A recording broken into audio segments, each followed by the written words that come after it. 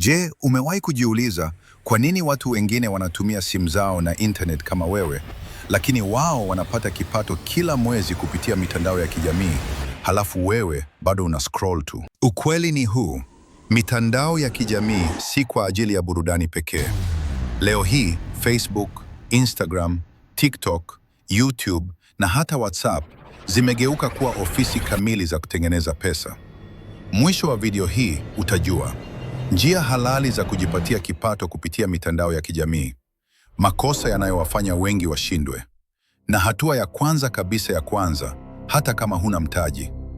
Basi kaa mpaka mwisho, kwa sababu namba ya mwisho wengi huwa hawaambiwi. Namba 1: unda content inayotatua tatizo. Kosa kubwa watu wanafanya ni kupost bila mpango. Wanapost leo, kesho wanachoka. Ukweli ni huu: pesa ipo kwenye kutatua matatizo. Jiulize, watu wananiuliza nini mara kwa mara? Naweza kufundisha nini hata kwa simu yangu tu? Mfano, unajua kupika? Fundisha mapishi. Unajua biashara ndogo? Fundisha mbinu. Unajua safari au milima? Share uzoefu. Ukitoa thamani, wafuasi wanakuja. Wafuasi wakija, kipato kinakuja. Namba 2: chagua jukwaa moja na ulifanyie kazi. Usikimbilie majukwaa yote kwa wakati mmoja. Chagua moja: YouTube kwa video ndefu, TikTok na Reels kwa video fupi, Facebook kwa makundi na video. Fanya hilo jukwaa kama biashara yako. Post mara kwa mara. Algorithimu hupenda consistency kuliko perfection.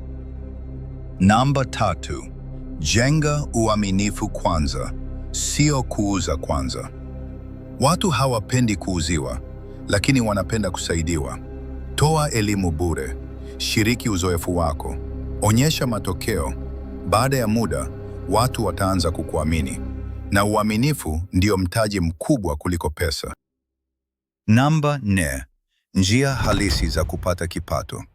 Baada ya kuwa na wafuasi wengi, matangazo, ads, affiliate marketing, kuuza bidhaa zako, kutoa huduma, consulting, coaching.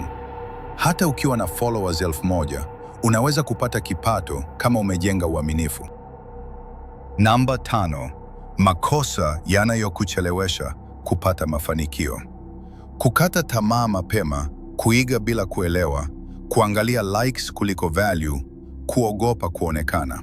Kumbuka, kila creator mkubwa alianza bila mtu kumjua. Siri kubwa si kamera, si simu, wala si internet ya gharama.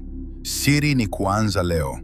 Ukisubiri kila kitu kiwe perfect, hutaanza kamwe. Kama video hii imekufungua macho, bonyeza subscribe sasa hivi, like video hii ili iwafikie watu wengi zaidi. Acha comment uniambie ni jukwaa gani utaanza nalo leo.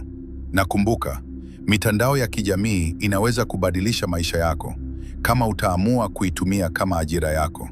Tunakutana kwenye video inayofuata.